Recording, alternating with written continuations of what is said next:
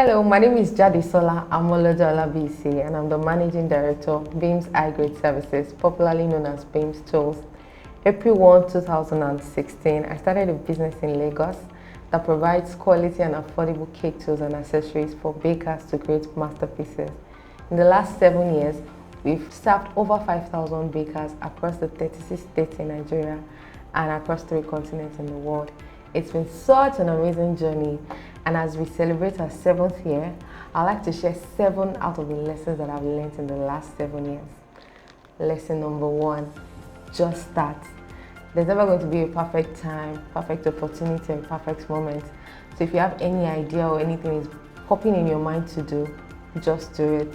When I started Beams in 2016, I was a copper, and all I had was my phone, which had a broken screen, and less than $200 that I borrowed from my daddy to start the business.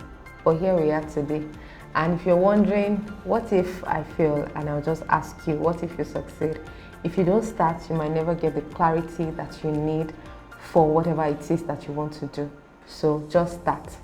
Lesson number 2 is that passion is never really enough to build a successful or a profitable business.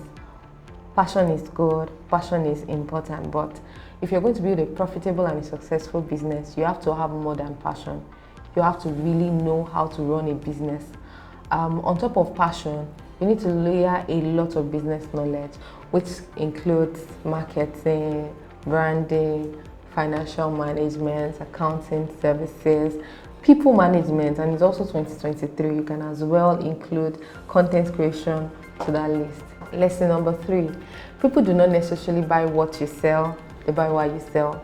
When you ask people why they are into business, they say they want to make money. Of course, everybody wants to make money, but people are not going to buy from you because they want you to make money. They're going to buy from you because there's a value you are there to offer.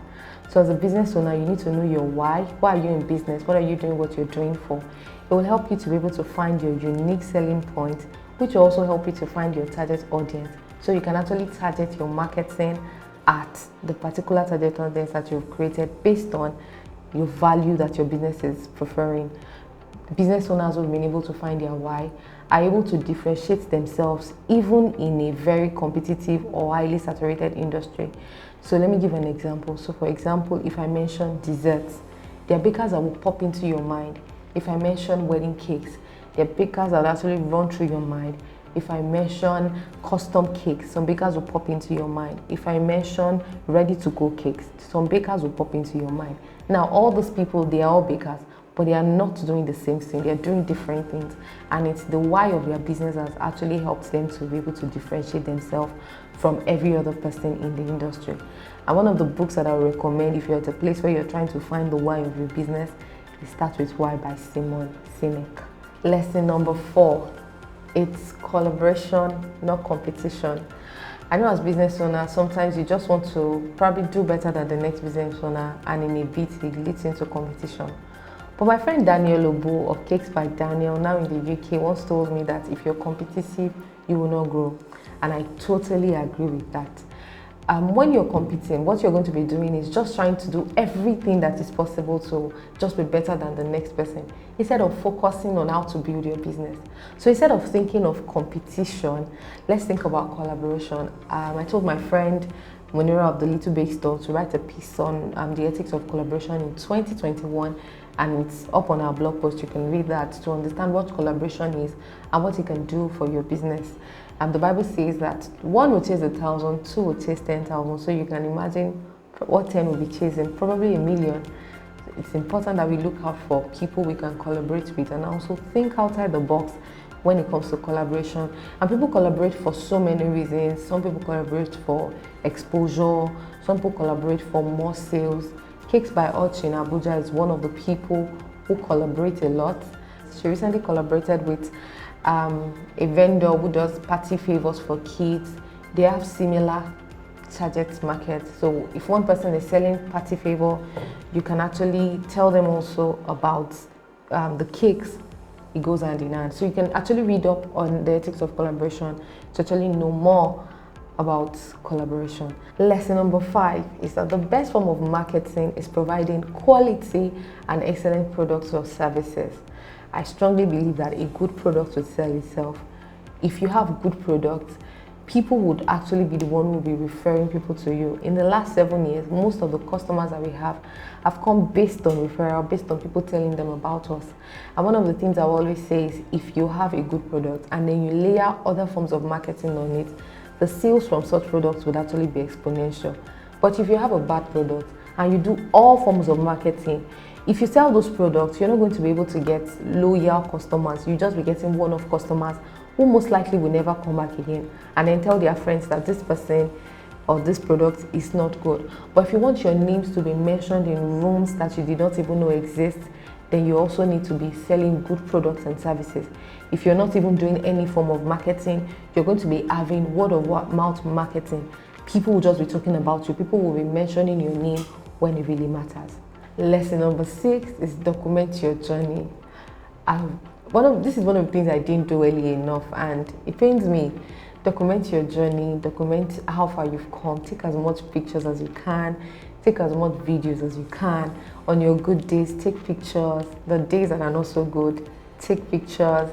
It helps you to be able to look back at your journey and see how far you've come. So I highly recommend that you document your journey, and also not just videos and pictures, document your books. I mean, I can look back and I know the first month that we made probably a certain amount of money because I documented everything that I was selling. So it helps you to be able to look back and see how far you've come. So document things that are happening, events and occasions. Make sure that you're having your books well kept. Even if you don't have an accountant, you can have a sales book where you're documenting everything that you're selling and also everything that you're buying. It's also important that you document your processes.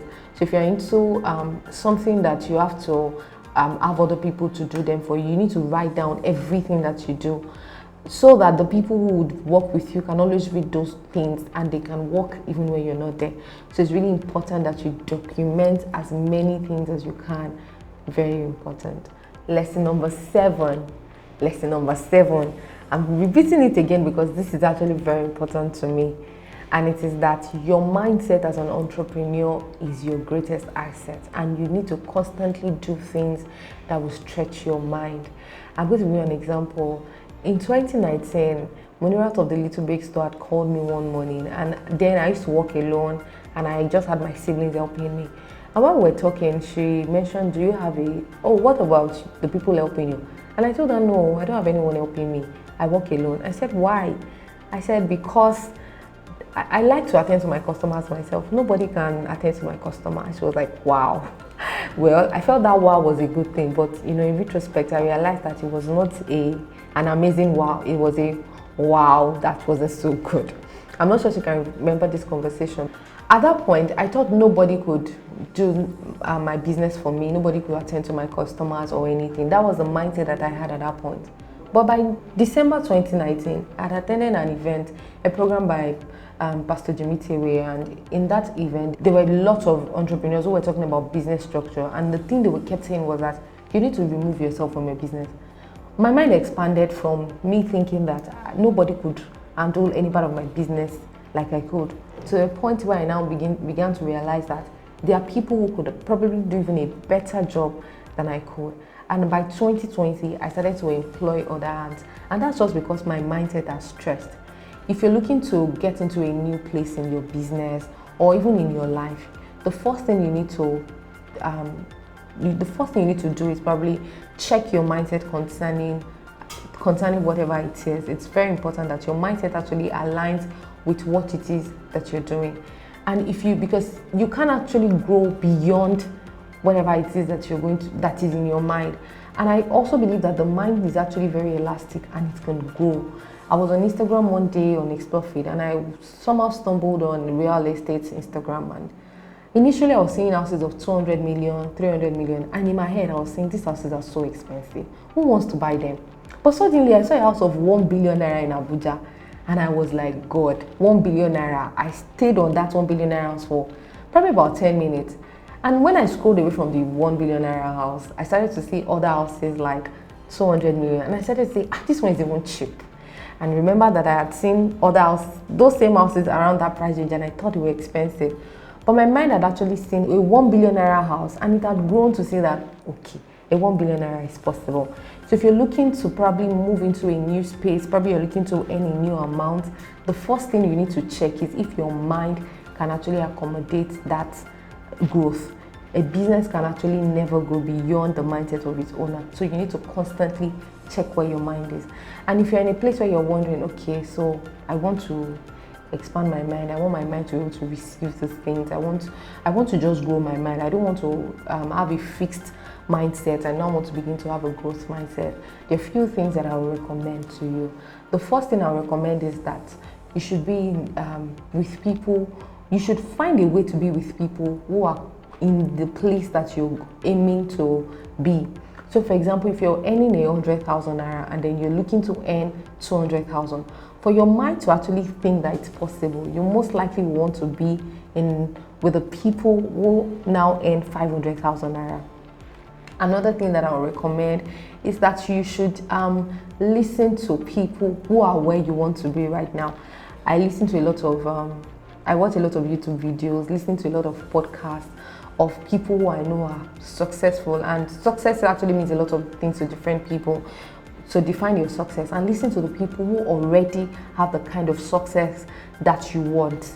Listen to them, watch them. Some of them have written books. Some of them you might not get a direct access to them, but they would host events. Some of them have written books. Some of them have also recorded their wisdom in different forms. Some of them sell them. Some of them sell, some of them give them for free. So you can actually look out for such people and listen to them.